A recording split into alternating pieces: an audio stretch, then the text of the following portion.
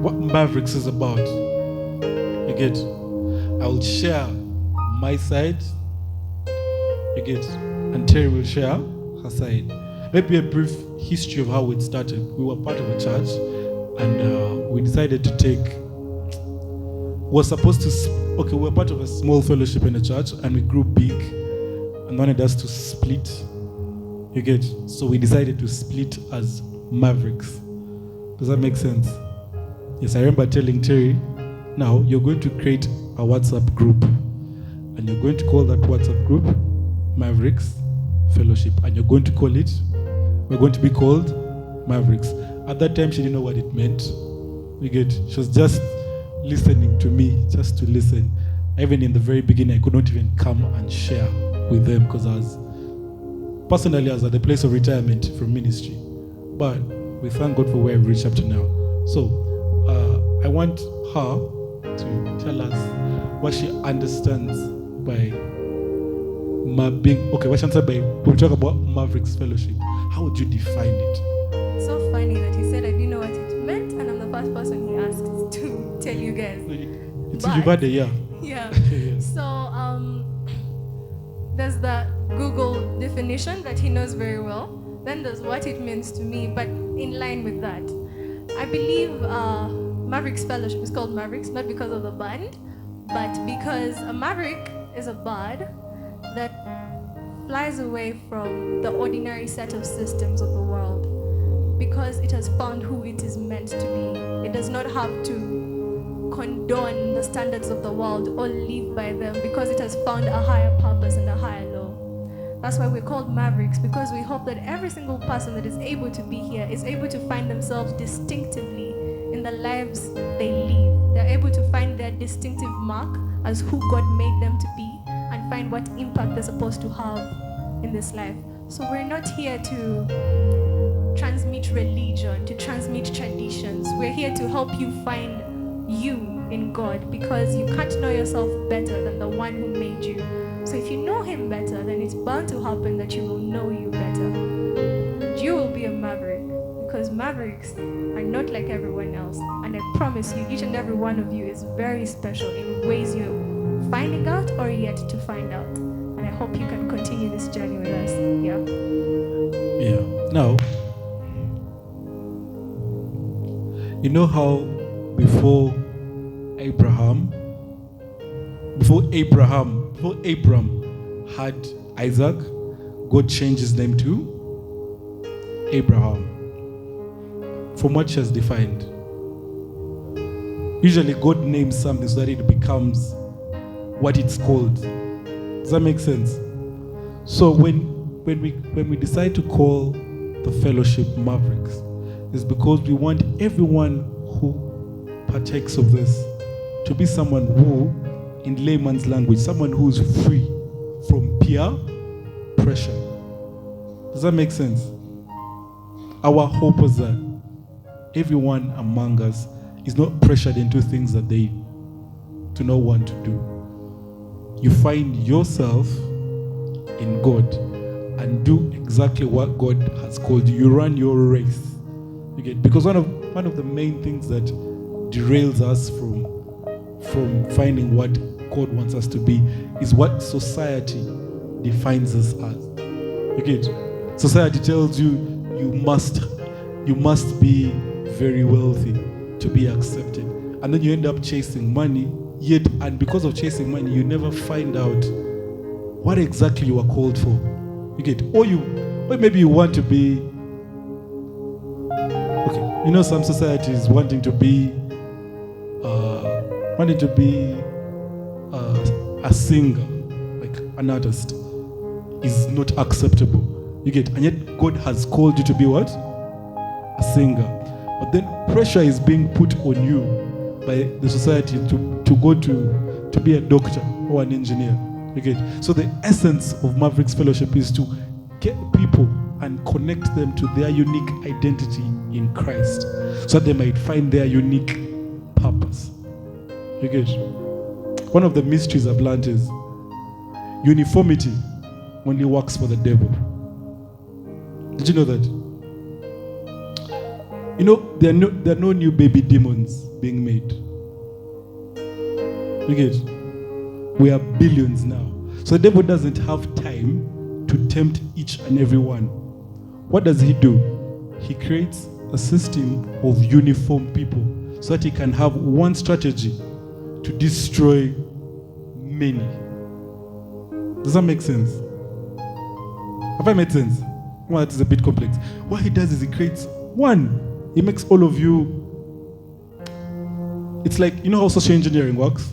Where you make everyone like the same things so that you can feed them nonsense without breaking a sweat. So if everyone is unique, his forces are stretched thin. You get, the way he lies to me is not the way he will lie to what? Terry. It's not the way he will lie to Praxidis. So he has to pick and choose who to confuse. So if I am different from the next man, it's a constant learning process. You get? So the essence of being a maverick is just being different. It sets you apart from everything that Satan would plan. You get? You don't fall into the same trap where I fail, the next person will not fail. Does that make sense? Yeah.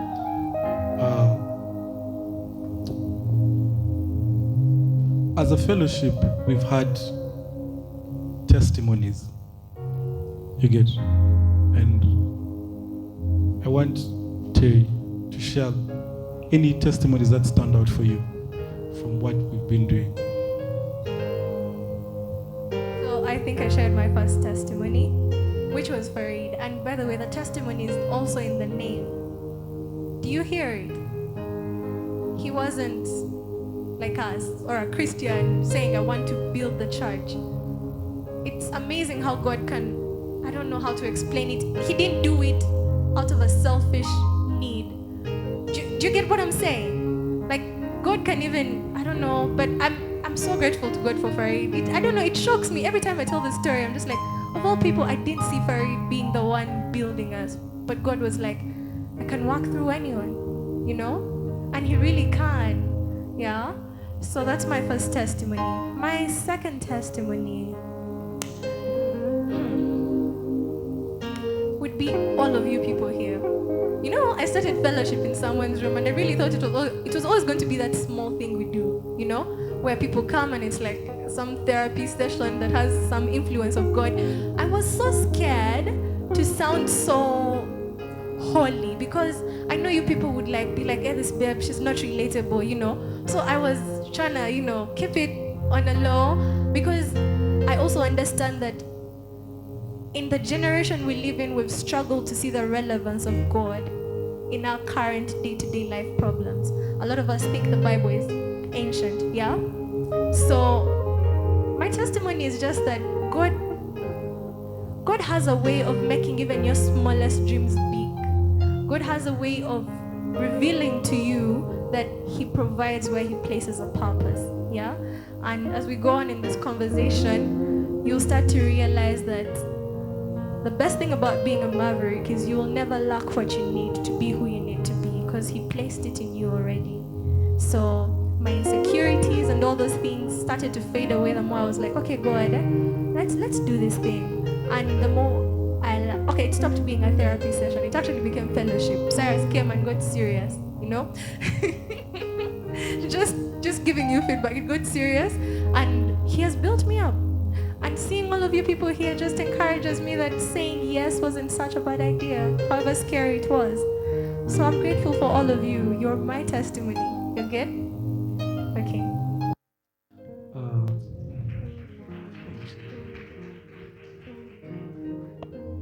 My testimony, my biggest testimony with Mavericks has been Pastor Simon. I cannot stress this enough. Now, let me give you a bit of a backstory. I have a friend called Joshua. I don't know if he has come once in a while. He tells me about a pastor friend of his called Pastor Ben Isaac. He came and preached to Kwetu, 15th floor. So Joshua had been telling me, I need you to reach out to who? Pastor Ben Isaac. Please reach out to him. I reached out to him and he's like, yeah, I'm available to come and share. But then he told me he has a pastor friend who wants to come and see us and visit us and see what we do, since the church is nearby. I remember that day, every time when we're organizing these things, my mind has a lot. So as I'm walking, I'm coming from my place, I'm coming for fellowship here. The people from USIU were already on their way, you get, because they were coming to hear Pastor Benizer. So my way, what happens is, I see missed calls from Jasmine. I said, like, I need a group call between you and Terry. And I'd already, my spirit already told me that, the situation you're in, if Kwetu decides to kick you guys out, the people around there's no one influential enough who can help you. You get? So as I was walking, they called me, they're like, you know what? We want you guys out. This is the last time you're going to be here. I was like, what? I was so confused. I was like, God, now it's time for me to pack my bags and go back to Uganda. I have done my part. You get? I have come here constantly. I have shared the gospel. No one can hold this against me. You get? I have, there's nothing else I can do. Maki, we'd been looking for, I've used that very math teacher English. We had been looking for to meet, because it was unstable. You get? For the beginning of the year, these people can adjust. We were supposed to go to the Emory Hotel. We did everything, and if you know what it means to look for a place to pray from in this city, oh my God, it's very complicated. You can ask anyone. They call you, you call them. When you call a place, I want to use your place. They're like, yeah, it's okay. When you tell them it's church, they're like, nah, go away. You get? That's what happens.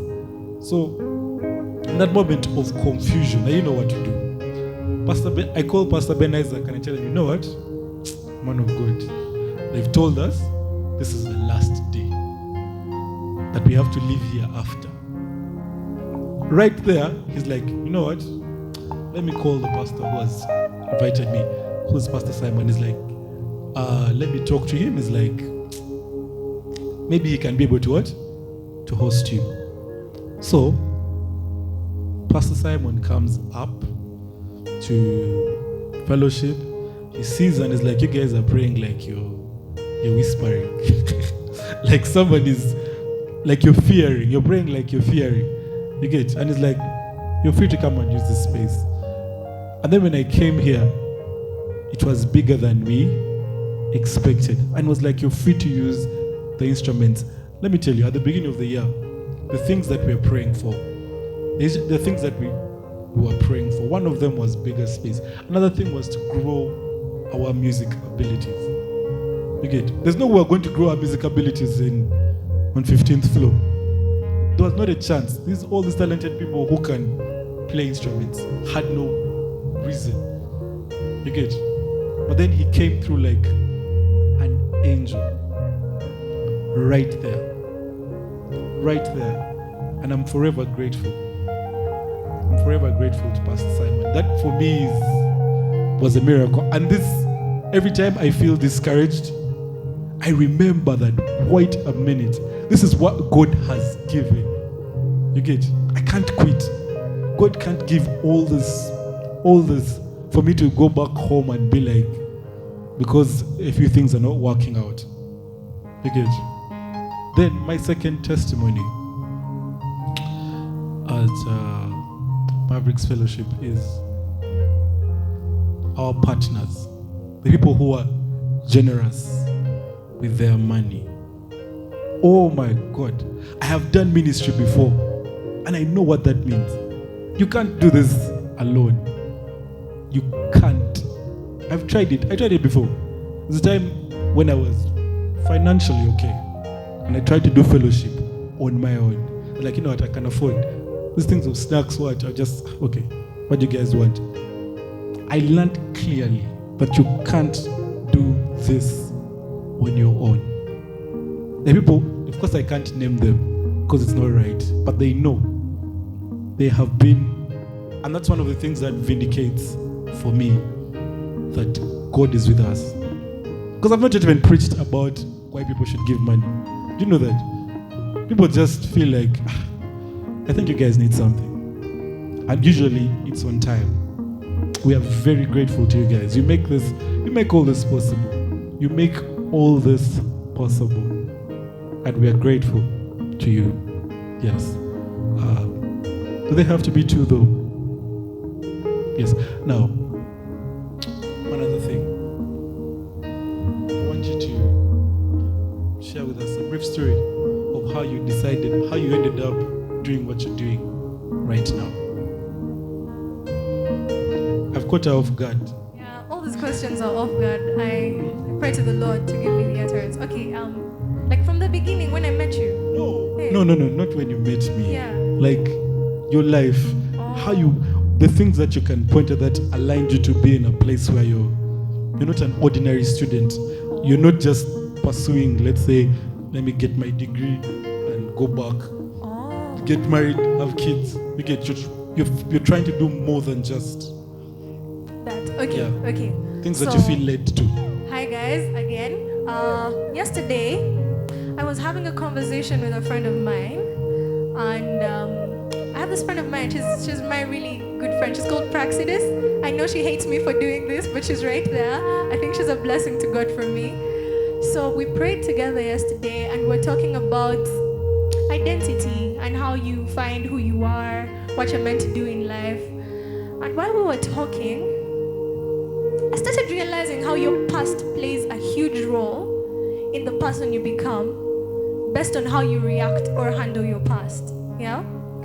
So, permission to share this? Good. So, she has this thing where she doesn't overthink things. People call me an overthinker. She doesn't like to over-process things. So she lets things go. So whenever I ask her something about her past, she's like, I don't remember. Yeah? And then I told her, you need to start remembering. Because when you start remembering, you start to see how God was working even then, even when you didn't know He was, to build the person you are now and who you will become then. That's my first story. So basically, wow. I don't know how to summarize this, but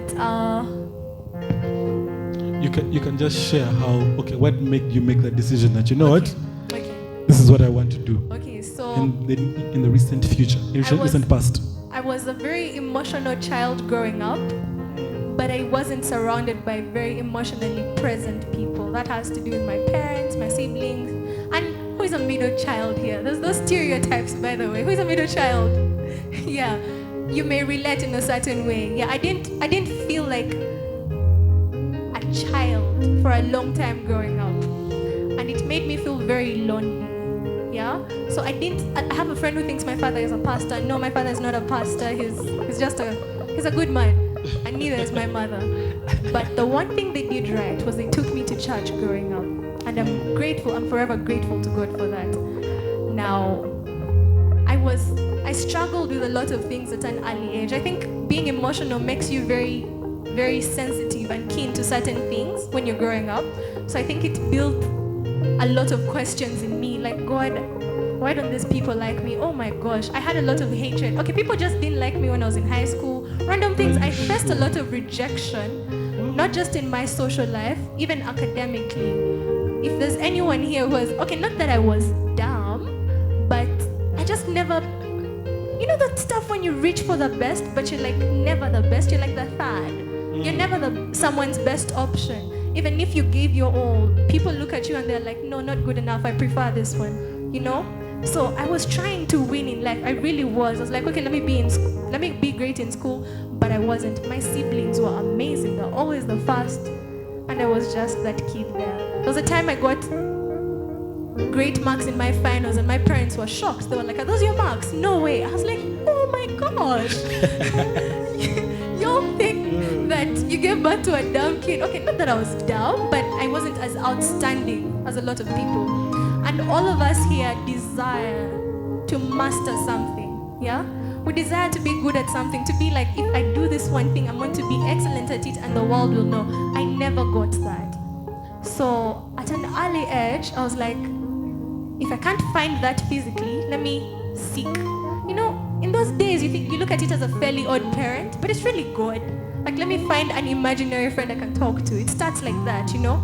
So I started talking to God. I started seeking God from that place of I feel very lonely, and people call you Father. So I wonder what that feels like, you know, like what it feels like to relate with someone who pays so much attention to me. Because the Bible says he never sleeps nor slumbers. He watches over you. He's so detailed about you. He knows the number of the hairs on your head. I was like, really? Okay. So when I started seeking God, okay, I'm going to get a bit personal.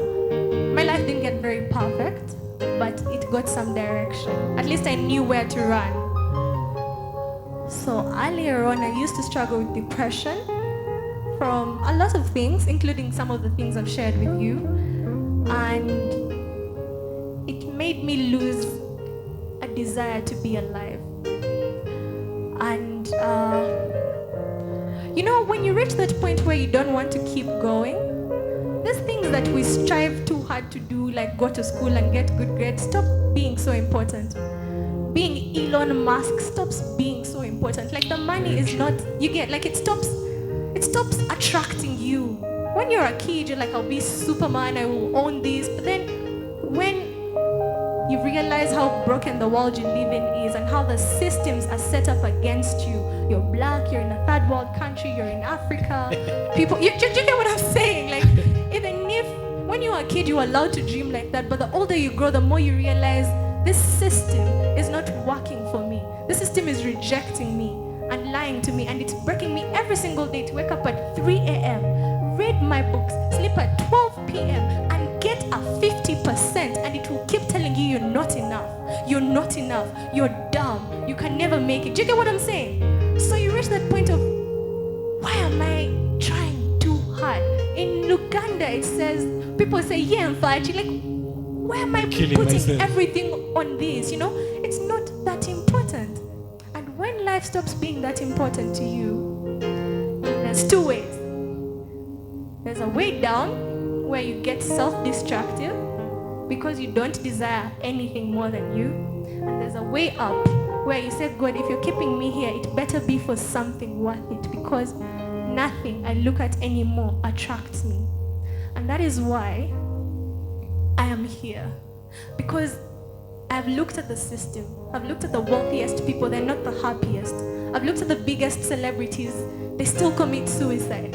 I've looked at people in perfect relationships, they still fall apart. Like, do you know what I'm saying? Like, every single time you try to find a sense of comfort in something, you realize there's always a loophole. So I'm like, if I'm leaving, God, if I am leaving, I can't live for money, I can't live for worldly success, I can't live for the love of men. Because it's those same men that will lift you up, that will break you down. And I'm sure you've seen that happen to people. Exactly. You get? Because I was also a people pleaser. Oh my gosh, I didn't like people hating me. I would do anything for someone to love me. And the funny thing is that was the more I received hate. And I was like, you know what, I'm done. I'm done trying to be something people want me to be. I'm done trying to please people, because if someone wants to hate you, they really will, regardless. Now, those rejections gave me a bit of freedom to find myself, because I wasn't chained to who people thought I was. Do you get what I'm saying? There's a way it shaped me, because I was like, either way, when I tried to be what you wanted me to be, you never appreciated me. So let me find who made me and find what he placed in me, and let me learn to love that. Yeah? And let me give myself entirely to that, because outside God, I have to tell you guys, like, you can tell, if they told me God wasn't real, I actually wouldn't want to wake up tomorrow. Wow. This law school thing, okay, I'm in law school, it's great, but it's not it for me. Does that make sense? I may go to court and argue for people, get money, get paid, and still go home and cry myself to sleep. The day you learn that material things can't fix what's sick within you is the day you start seeking something higher than you. And God doesn't use perfect people to fix the world, but he uses people humble enough to realize they're broken, they need him. So that's what took me there. And when I found that healing, I said, oh my gosh, people need to find what I've found, you know? When I'm happy, I'm genuinely happy. I'm not pretending. I'm not trying to prove a point to the world. I am happy. When I do some of the things I do, when I'm here, it's so fulfilling. It's not a burden. I don't wake up and I'm like, oh my gosh, I have fellowship. No. So I found life here. I found life in God, and I figured I live in a dark world. Let me add light to it, because I know what it's like to feel darkness within and have no hope. That's why I chose to be here. Yeah. Wow.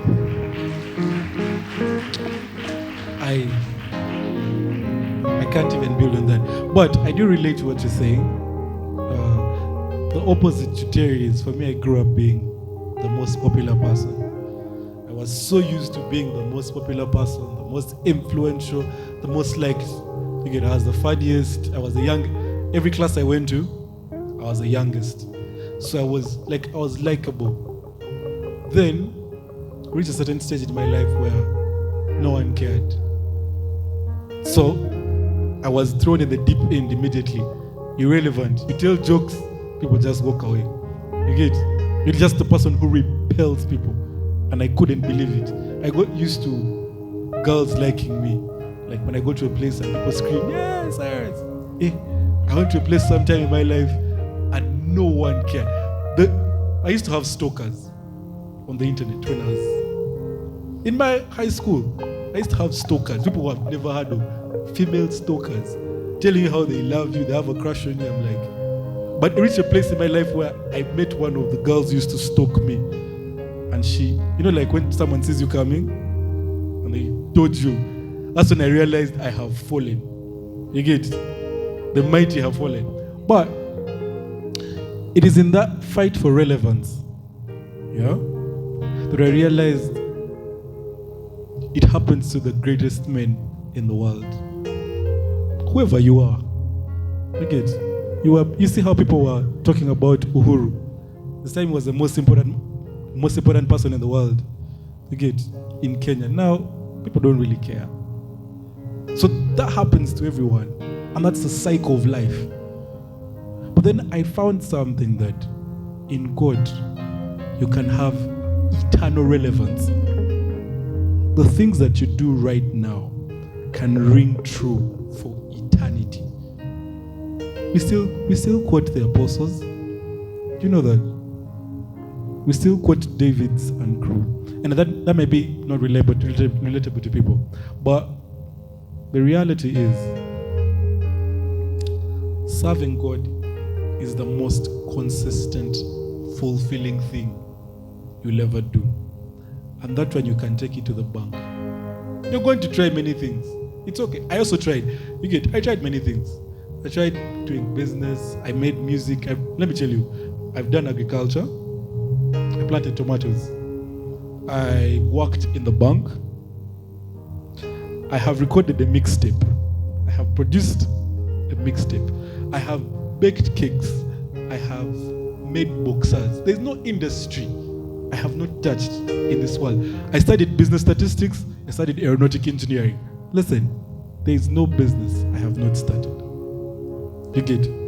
But the one thing that keeps me going here is this is fulfilling. I am sure 100% that what I'm doing is going to ring for eternity. Hearing your testimony is enough. You get? Hearing your testimony is enough. And that's why I do this. Of course, I also, one of the reasons why I do it is, sometimes when you sit at the back, you think everything here happens like magic. You get? It makes itself happen. I used to be I have the experience of having been part of a church plant that failed. A church plant means that people try to build a church and it fails. You get? Start a church. And I used to be the guy at the back. The church was coming from Uganda. So when the church tried to build and they failed, the people who were building went back to what? Uganda. I remained here with the people whom the church had tried to build and failed. And I saw how their lives were wrecked. And I couldn't believe it. The people who looked strong and stable. Yeah? I was in utter shock. And that's what pushed me to take up responsibility. I'm like, I think it's high time that I stand up and do something. Does that make sense? Because I don't want to see the things that I saw happen to those people happen to you. Let me tell you, there are people there I know who are with us, who I'm sure they might never find what God has called them to do because they are so far away from God, yet they were close. Does that make sense? Yes. So for me, that's what really drives me. Very important that people be established. You get? Now, I want to ask you, I think I've gone to the conversation of what drives you. Yeah, because we need to know. Because doing this is not easy. That's a reality. You've been discouraged sometimes. Sometimes you come here and there's no one. You get? There are a few people. Sometimes you have to call people and they don't pick up your phone. You text them, they don't reply. Then sometimes you need to do things and there's no money. Like there's just so much discouraged. Then you have your own personal problems. There's problems from home. There's problems, you get my point. There's pressure everywhere. What makes you wake up in the morning and say, you know what? Let's do this, regardless. Because by the way, many people think consistency is every time you're going to do something, you're like, let's do it. There are many times where you have to crawl and be like, let me do this either way. So I want to hear, what is that thing that drives you? I think I shared it in my testimony there. The reality that I don't live for myself. Like I'm already here, you get? Like I already made this decision. I'm already sitting here, standing here. Like imagine you want to come next Wednesday and I'm not around. It's amazing when God places something on your life that makes you desire to live beyond yourself. Like I have to tell you this very honestly. I could be going through the worst of situations in life, yeah? And I would allow myself to drown in them. But if I saw someone else going through it, I would actually get myself together just to stand with them. Does that make sense? That's where the consistency comes, where you're like, hold up. We're all falling apart somehow, but if just one person got it together, they could help someone else get it together. Who could help someone else get it together? Let me first interrupt you. Yeah. Doesn't that always fix your situation? It always does. Like, exactly. Because when I'm speaking to you, I may be struggling with something, and in this moment, I may say something that answers all my questions from the past. Yes. Serving God fixes you. And I'm not saying serving God in the sense of, okay, now come and start being a pastor or something, but just opening up that aspect of you that relates with Him consistently, and not just from there, you desire to give it to someone else because you have received something better than silver or gold. You have received something that outlives you, something that can help someone change their decision in a millisecond from I want to die to I think I want to try again. You stop hiding it, you go and give it to someone else. And every single day when you feel everything inside you falling apart, you still get up and say someone out there is worth it. And each and every one of you, I must tell you this, if you look into your lives, there are people you deeply love. Yeah? Think about it. There are people you deeply love. If you haven't met them, you're going to have them soon. You may have children, you may have a partner. When you think about those people, you imagine yourself giving them everything they could possibly need to live the best life they could possibly have. But that will never happen if you don't get up. You get?